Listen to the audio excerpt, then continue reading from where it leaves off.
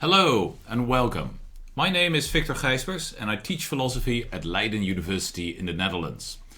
Finally, I'm coming back to my Tractatus series in which we look at Ludwig Wittgenstein's Tractatus. Well, actually, I say it in German, but in German it's called the Logico-Philosophische Abhandlung. It doesn't even have the word Tractatus in it. Okay, so we left off in the previous video at proposition 4. So that's where I'm going to start, and I'm going to try to get through all the propositions 4.0. So right up until 4.1. I just made the Dutch video, which ran a bit long, so I'm going to try to keep this one slightly shorter. Again, the Tractarian propositions are numbered and supposedly in such a way that 4.1 is a comment on 4 and then 4.11 is a comment on 4.1, and that makes it slightly mysterious what the status of 4.001 is. I guess it's supposed to be a not so important comment to 4. I don't know. But the 4.00s are actually quite important because they explain to us, not for the first and not for the last time, how Wittgenstein thinks about philosophy, and specifically what he thinks about the relation between philosophy and language. Okay, so 4 tells us that the thought is the significant proposition, or a thought is a proposition with sense. Now, in section 3, in proposition 3, we learned that a thought was the, well, let's go back to proposition 3 so that I give it to you correctly. That the logical picture of the facts is the thought, or a logical picture of facts is a thought. So a logical picture of facts is a thought, and that, again, a thought is a proposition with sense, or a meaningful proposition. So a meaningful proposition and a logical picture of the facts are also the same thing, and that's very important, right? Meaningful sentences are going to be pictures of the facts. So this is what is usually called Wittgenstein's picture theory of language, and we're going to hear a lot more about that in the 4.0s once we get past the 4.00s. So let's do the 4.00s first. Here Wittgenstein is interested in the distinction between, on the one hand, the usual language of everyday speech, and on the other hand, a logically improved language, even a logically perfect language, such as the philosopher might try to construct as the philosopher tries to understand the relation between language and reality. And what Wittgenstein tells us is that, first of all, so this is 4.002, that we construct languages and use languages without really knowing how they work.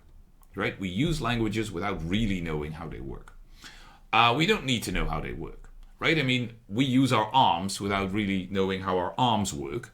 And actually, that's a metaphor that Wittgenstein himself uses, telling us that colloquial language or everyday language is a part of the human organism and is no less complicated than it. Right? Talking is maybe not less complicated than using your limbs, and you do both of them without really knowing how it works. But just as the physiologist has to sort of delve deeply into your muscles and bones and tissue and, to find out how it all works, so the philosopher is going to have to delve deeply into language to find out how it works. Because it is not humanly possible to gather immediately from it, that is, from everyday speech, what the logic of language is. Language disguises thought, so much so that from the outward form of the clothing, it is impossible to infer the form of the thought beneath it, because the outward form of the clothing is not designed to reveal the form of the body, but for entirely different purposes. So what Wittgenstein is telling us is that everyday language is misleading, actively misleading, you could say, about the logical structure of language.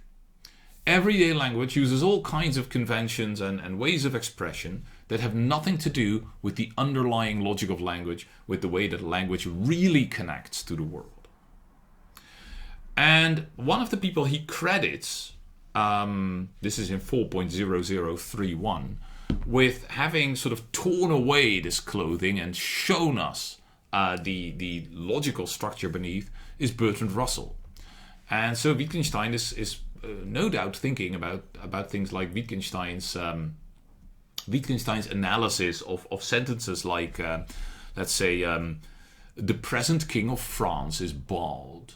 Right? The present king of France is bald. I mean, that's a weird sentence, because we seem to be talking about someone, the present king of France, who doesn't exist. I mean, even that's a weird sentence. The present king of France doesn't exist. How can we talk about the present king of France if he doesn't exist? How can he have the property of not existing without existing? Right? Maybe he's doing something else. Maybe he is subsisting, or we need to introduce some new kind of being such that the present king of France has that kind of being, so that he can have the property of not existing. I mean, that's what the form of our language seems to suggest. And what Russell would say is, no. I mean, this is just not the way that like the real logic of the language works, right? When we say the present king of France does not exist, like the real logic underneath that is this. What we say is there is no object such that this object has the property being the king of France. There is no object such that this object has the property being the king of France. Or, if you want to, for all objects, it is true that that object isn't the king of France, doesn't have the property being the king of France. Okay, so here we have a property being the king of France. That's kind of unproblematic. And now we just look at all the really existing objects and we check whether they have that property, and they don't. And so in the end we say, hey, for all objects it's true that they don't have the property being the king of France. That's no worries. No worries about the king of France, needing to somehow exist while also not existing, because we're never talking about the king of France. We're talking about everything in the universe and showing that it doesn't have the property being the king of France. So that's the kind of analysis that Wittgenstein thinks is important. It's what philosophers have to do, and if they don't do it, they get into trouble, and they get into trouble all the time. So here's 4.003. Most of the propositions and questions to be found in philosophical works are not false, but nonsensical. Consequently, we cannot give any answer to questions of this kind, but can only point out that they are nonsensical. Most of the propositions and questions of philosophers arise from our failure to understand the logic of our language. They belong to the same class as the question whether the good is more or less identical than the beautiful. Right? If somebody came to us and said, Victor, is the good more or less identical than the beautiful? Now what I ought to say is that doesn't make any sense. Right? It doesn't make any sense because, well, even if we assume, and I don't think Wittgenstein would like to assume this, but even if we assume that the good and the beautiful are sort of names of things, and we can talk about them. Well, first of all, there's just no use in language for phrases of the form, the good is identical. Identical to what? Right? I mean, that's just not grammatically how identical works. You can't say the good is identical, the beautiful is identical. And then if we do say something like, well, I mean, identical to itself, so like the good is identical to the good and the beautiful is identical to the beautiful.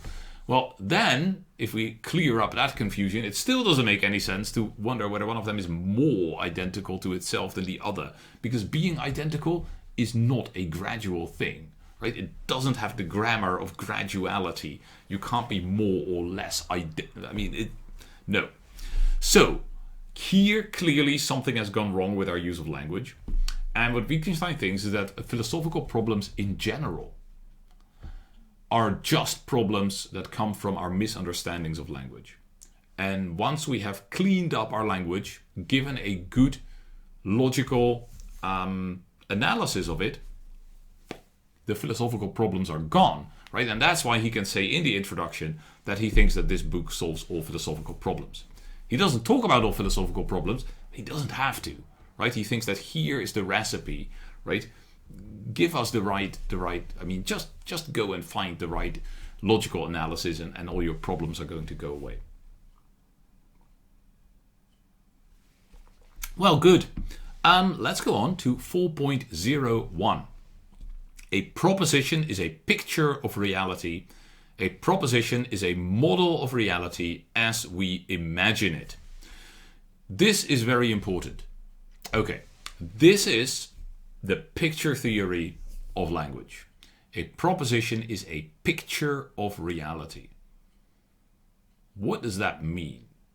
Or a model of reality as we imagine it. What does that mean? Well, what Wittgenstein has mostly been talking about so far was the relation between names and things. Right? So language contains names. I mean, fundamentally for Wittgenstein, at sort of the bottom level, there's just names put together in certain ways. Names of things. So let's take an example. The dog runs to the park. I mean, maybe they're not names, but I'm not going to try to give an example at the level of like the real Tractarian objects, because not even Wittgenstein knows what the simple objects in the world are, right? So we will take the dog runs to the park. Okay, the dog, that's a term that I'm going to assume that I and the person listening to me know which dog and which park I'm talking about. So the dog, that's connected to, that points to a specific object in the world. The park, that also points to a specific object in the world. And running towards is, let's say, a relation that two objects in the world can have to each other. And so when I put these things together, the dog runs to the park, suddenly it becomes a sort of picture of something that could be the case. It could be right, could be true, could also be false, right? I mean, this picture could be there in reality, or it couldn't be there in reality. I'm picturing reality in a way that could be truthful or not truthful. And that wasn't true for any of these elements, right? The dog, you can't say, oh, the dog, no, that's false. And you can't say the park is false, and you can't say running towards. But when I bring them together in the way I just did, right? I mean, running towards, it needs two things. One here, one there. I put them in. What do I end up with? Well, I end up with a sentence that is meaningful because it paints a picture of reality, right? And the picture is a picture of a dog running towards a park. Specifically, this dog running towards this park. Okay, so a model of reality. So Wittgenstein apparently was very impressed when he read about the way that models were used in a Paris courtroom to give the judge and the other people in the courtroom insight into a traffic accident, right? So we can think of how that works. I mean, you do something like this. I wish I had taken some of my. Just a second.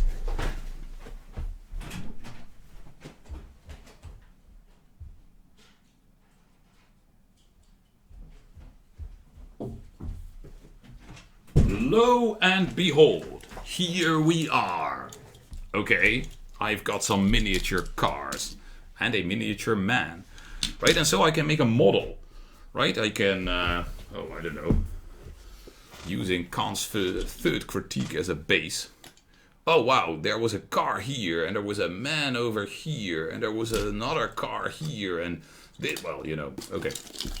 Maybe I didn't really sort of have to show that, and you already understood how I could model things with miniature cars, but I couldn't resist the opportunity. So, what happens in the Paris courtroom is that you take one little object and you say, well, this was Mr. A's car, and this was Mr. B's car, and this was Madame C, and, this was the constellation they were in.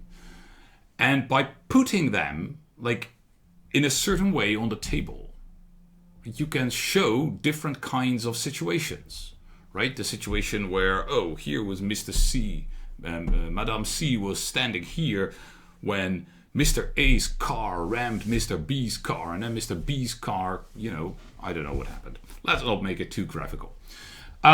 Putting these elements, which correspond to objects, on the table in certain ways, paints a picture of reality, right? It models reality in a certain way. It gives us a certain idea of what things might have been like. And if I put them on the table in a certain way and I sort of assert that and say, well, this is how it was, then I am also claiming that, it's not just an imagined scenario, but it was the reality. So this, for Wittgenstein, is basically how language works. We have these individual terms and phrases that sort of correspond to objects in the world and maybe to ways that they relate to each other. And then we click them together until we get full, meaningful sentences which paint a picture of the world. Now, in the 4.01s, Wittgenstein is going to spend a little bit of time taking away maybe what might be a possible misconception or a possible problem that people see with this. So here is the misunderstanding or the possible objection that people could have. It's that, language doesn't really look like a picture of reality. Suppose I write down, the dog runs to the park. That really doesn't look like a dog running to a park. Or suppose that you hear me say, the dog runs to the park. Well, that doesn't sound like a dog running to the park. And it certainly doesn't look like a dog running to the park, right? It doesn't look like anything. So, how can language be a picture of reality? And so what Wittgenstein does here in the 4.01s is he gives us some examples and an explanation of what he means by a picture. And really what one thing needs to be a picture of something else is there only needs to be some kind of rule for getting from one to the other. And so he tells us that the gramophone record, the musical idea, the written notes and the sound waves all stand to one another in the same internal relation of depicting that holds between language and the world. Right? And what he means is that if you have the gramophone record, you could reconstruct the musical notes written on the paper, at least with a certain level of accuracy. Right? And if you have the musical notes written on the paper, then you can recreate, again with a certain level of accuracy, the gramophone record. And the same is true for the sound waves. Right? I mean, what does a gramophone player do? Well, it makes the translation from the groove on the gramophone record to the sound waves. What does whatever the machine would be called that makes the gramophone record, right? The entire process, I suppose, of recording and finally making the gramophone record, it turns the sound waves into the groove. Well, that's all you need, right? What you need for language is, for language to be a picture of the world, is there needs to be rules that connect in the right way my spoken sounds or the written symbols on the paper, not only with each other, but also with the world. Right? And that's what the conventions, like the naming conventions and the other conventions of our language do. There is a general rule by means of which the musician can obtain the symphony from the score, and which makes it possible to derive the symphony from the groove of the gramophone record, and so on and so forth. Well, that's how language works. And so it doesn't matter that when I say the dog runs to the park, it doesn't sound like a dog running to a park, because the conventions of language ensure that you get the right picture, right? Because you know English, you get the right picture. Okay. So that's the 4.1s. Let's move on to the 4.01s. Let's move on to 4.02. We can see this from the fact that we understand the sense of a propositional sign without its having been explained to us. This can be one of these these hard moments in reading the Tractatus, when we think that, we can just read the text, and like the previous sentence was, alphabetic script developed out of it without losing what was essential to depiction. That is, alphabetic script developed out of hieroglyphic script without losing what was essential to depiction. We can see this from the fact that we understand the sense of a propositional sign without it having been explained to us. I mean, how could we see that alphabetic script developed out of hieroglyphic script? I don't think we can see that. I think we have to read 4.02 as following from 4.01. That was a proposition is a model of reality as we imagine it. We can see this from the fact that we understand the sense of a propositional sign without its having been explained to us. Okay, let's go back to the Paris courtroom. Right, here we have a model. What needs to be explained to us is that this object is Mr. A's car, and that object is Mr. B's car, and that object is Madame C, and so on and so forth. And maybe we need to be explained, but maybe we don't need to have explained to us because it's so obvious that if I put two things close to each other on the table, that means that they're close to each other in reality. That's what it depicts, and so on and so forth. But once we've been explained those things, or sort of intuitively understand them, then we don't have to be explained the meaning of all the ways in which things can now be grouped together. Right? If I put Mr. A's car on top of Mr. B's car, then clearly I am, depicting a collision where Mr. A's car came on top of Mr. B's car. I don't have to explain the individual states of the model once I have explained the individual items and the relations that they can have with each other. Well, that is also how language works. I have to explain to you the individual words and terms, as well as the individual sort of maybe relations that they can have to each other, like running to. But once you know what the dog, the park, and running to is, then I can put them together and you will see what the dog runs towards the park means. If I've also explained to you the cat, then the cat runs towards the towards the pork, that could also be possible, but the cat runs towards the park is also clear to you.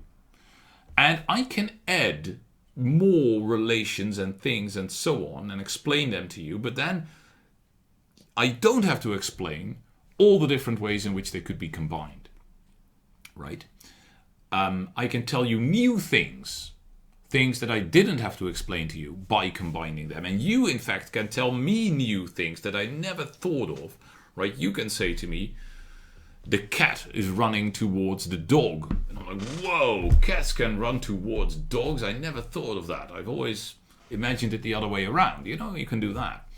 You can say the park is running towards the dog. Well, that might be a little bit mysterious, but maybe we can think of situations in which that could happen.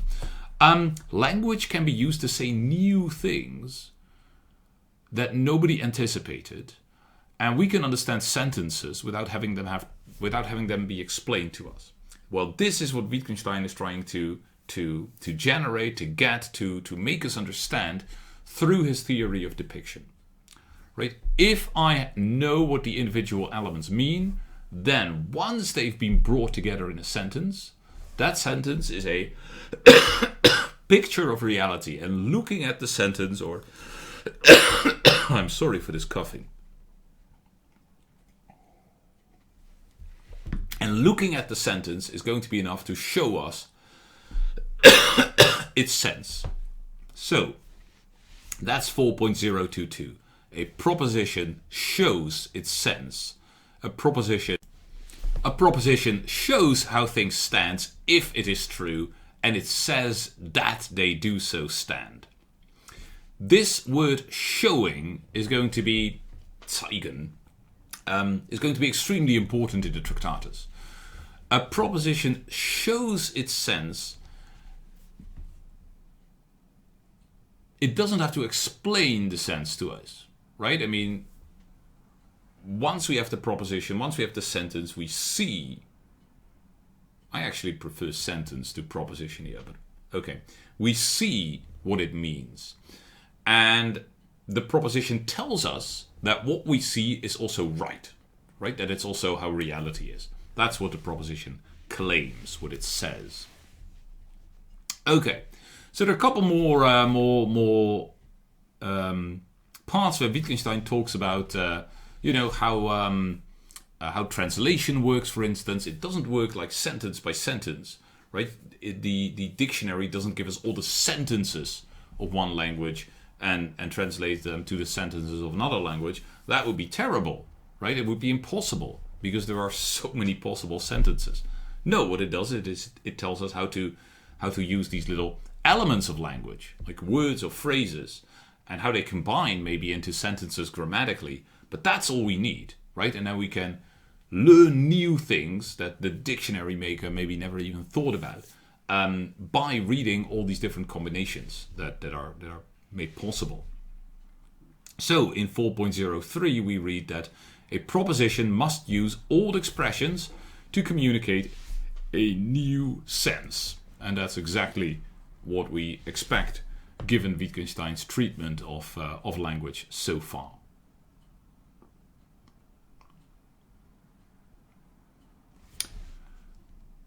Let's go to 4.0312. This is for me one of the most funny propositions in the Tractatus. I mean, maybe not laugh out loud funny, but here we have a comment on an unimportant comment of proposition 4. And in this comment on an unimportant comment, we are being told the fundamental thought or fundamental idea of Wittgenstein's. So here's what he writes. The possibility of propositions is based on the principle that objects have signs as their representatives. My fundamental idea is that the logical constants are not representatives, that there can be no representatives of the logic of facts. So what does Wittgenstein mean? What he means is that logical constants such as not or and or if then, the elements of sort of the specifically logical elements of our language do not represent objects in the way that the dog or the park or even running towards do.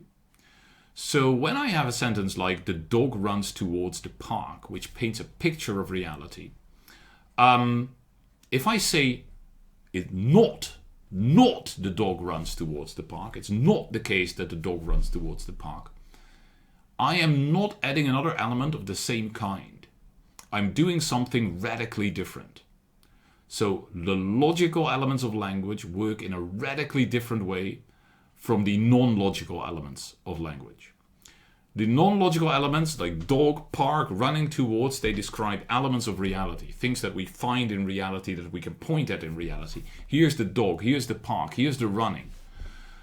Not, or and, or whatever, is not an element of reality. It's not something that we can point to in reality. It has to do with how we picture reality, right? It has to do with, like, these logical elements play a role in how we picture reality, but are not themselves part of a picture. They don't picture anything. And what's more, since they are not in reality themselves, they can't be pictured, in a sense. Right? I mean, we can't really picture not or and or something like that. Given that Wittgenstein has told us that a meaningful sentence is a picture of reality, and given that we now start to learn that the logical elements of language are not really pictorial elements, we can immediately see that talking about logic is going to be something very peculiar. Because in talking about logic, like about not and or and so forth, well, given that these are not elements of reality, in talking about them, we can't be making pictures of reality. But making pictures of reality is using sentences that are meaningful. So when we start talking about logical things like the not or the or, whatever, we are not using meaningful sentences, right? Because we are not picturing reality. Well, that's an insight that Wittgenstein is going to draw out through the rest of the Tractatus, and which is, in the end, going to lead him to his famous conclusion that the entire book is nonsense. Right? But we can see it happening basically here. Because here we have heard that language is pictures of reality, and the logical constants do not stand for elements of reality. Their role is very, very different. In the rest of the 4.0s, there are two more technical things that I want to talk about, relatively briefly maybe. I'll start, because we were talking about the not, I'll start by going forward to 4.0621, and then I'll backtrack a little bit and talk about multiplicity. So 4.0621, but it is important that the signs P and not P can say the same thing, for it shows that nothing in reality corresponds to the sign not. So what Wittgenstein has been imagining is, suppose that I and you, what we say to each other is, let's only talk in false sentences to each other from now on. So if I see the dog running towards the park, I will say, the dog is not running towards the park. And you will know that I mean the dog is running towards the park, right? And we do this all the time. So we always use false sentences, and that's how we communicate. Well, Wittgenstein says, then you're not really using false sentences. Because you are what you are communicating, that's what the sentence really means, right? So you have just made a new convention where the dog does not run towards the park means that the dog is running towards the park. So P and not P can, in different circumstances, say the same thing, right? I mean, we can use them to express the same state of affairs. Well, said Wittgenstein, that's important because it really shows us, it illustrates that not is not an additional element in reality. Right? If you can say P, if I can say the dog runs towards the park to mean the dog does not run toward the park, well, clearly this not, I didn't even need to mention it, right? It's not some extra thing that has to be named. And we can also see this, Wittgenstein thinks, if we notice that not P, it's not the case that the dog is not running towards the park, means the same as the dog runs towards the park. Right? If we see that not P is P, then we realize that those nots, it's not the case that one sentence talks about the dog, the park, and the running, and the other sentence talks about the dog, the park, the running, and two negations. Right? That there are two nots somewhere in reality. No picture of reality is being made with those nots. Those nots merely, they have to do with how we use these sentences, with when we are allowed to assert them, and so on. So the propositions P and not P have opposite sense. One is true and the other is false. But there corresponds to them one and the same reality. Right? It's the dog running towards the park. That's the reality. One sentence says it's so, the other sentence says it's not so. But neither sentence talks about the not. Right? There's just nothing like a not in reality. So that's that, and that's how we can see that, these logical constants are not they're not representing anything, right? They're not elements of reality. Okay, so the other, but fairly convoluted and hard to follow, I would say, example that Wittgenstein gives is that of mathematical multiplicity. So that's 4.04, 4.041, and 4.0411. And what Wittgenstein is doing there is he's going to look at the notation for generality, for universality. So when we want to say all acts, let's say all dogs are mammals, right? How do we write it down? We would say something like, for all dogs, it's true that the dog is a mammal. Or even better, in formal logic, we would say something like, well, for all x, if x is a dog, then x is a mammal, right? We would write something like that.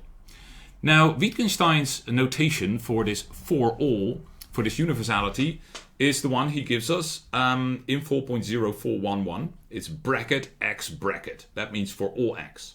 And then there's a dot, and then you give the formula, which is true for all x. So for all x, fx means every x, no matter what, has this property f.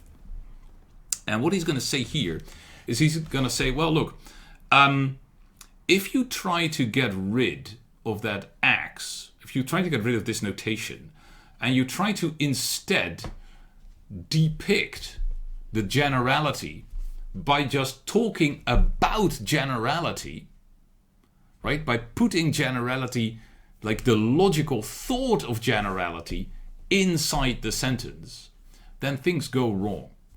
So what we're getting here is we're getting a kind of illustration of how logical facts, something like multiplicity, like about how many states of affairs am I going to be able to talk about, can't be the subject of depiction. That's 4.041, right? This is a specific application of the idea that you can't really meaningfully talk about logic, right? When we think of something like the multiplicity, like the fact that with one sentence we might be able to say many things, or that with our notational system we have to be able to make many pictures. If we want to think about that, we can't really make pictures of that. And so Wittgenstein, in what I think is really not one of the clearest examples that he gives, in fact it's an example that raises maybe more questions than it answers, but that's why it's good to briefly talk about it. Wittgenstein here goes through a couple of possible alternative notations for universality to show that they don't have the right multiplicity, and he seems to connect this to the fact that they all try to talk about generality. So let's just look at the first one. Right? The first one would be to say that instead of writing for all x fx, we're just going to take this phrase fx and say it holds generally. Generally fx. And what Wittgenstein wants to point out is that it wouldn't be adequate. He says it would not be adequate. We should not know what was being generalized. In fact, what he seems to be pointing out is that this notation doesn't have enough multiplicity. There's not enough possible sentences we can write in this multiplicity to generate all the pictures we might want to generate. But you can't really see that from Wittgenstein's own example. You need a slightly more complicated example to make this really clear. So let's take a two-place predicate, right? Something like loves. X loves Y. Well, here are a couple of different things we might want to say, right? We might want to say everybody loves somebody. So for all X, there is a Y such that X loves Y. Or maybe there's somebody that everybody loves. There is a Y such that for all X, X loves Y. Or maybe we want to say everybody loves everyone, right? For all X, for all Y, X loves Y. Or we want to say, well, there's somebody who loves someone. There is an X and there is a Y such that X loves Y. And so, I mean, we can come up with a fair number of different ways of putting this together. And Wittgenstein's alternative notation here can't do that, right? If you just take a phrase, X love Y, and then you say, well, this holds generally. And also particularly, right? In at least one instance or something like that. You have no idea, well, what is the general part? What is the particular part? I mean, how are they, supposed to be ordered? It doesn't work. There are many different things you might want to say about reality, and there's not enough notations to say all those different things. So we don't have enough multiplicity. Well, that seems to be the kind of thing that Wittgenstein is thinking about. He also makes that point with two other notations, one of which is extra confusing because he changes the small f to a big F, which is suddenly a two-place predicate like loves. And there, like the notation that he uses there, you can't even show the difference between an X and a Y there anymore. So it's extra bad. You can no longer make the distinction there between everybody loves everybody and everybody loves themselves. That turns into the same sentence. So again, I mean, the notation doesn't have the right multiplicity. Okay, that's what I want to say about the 4.0s, and I hope to see you again for the 4.1s.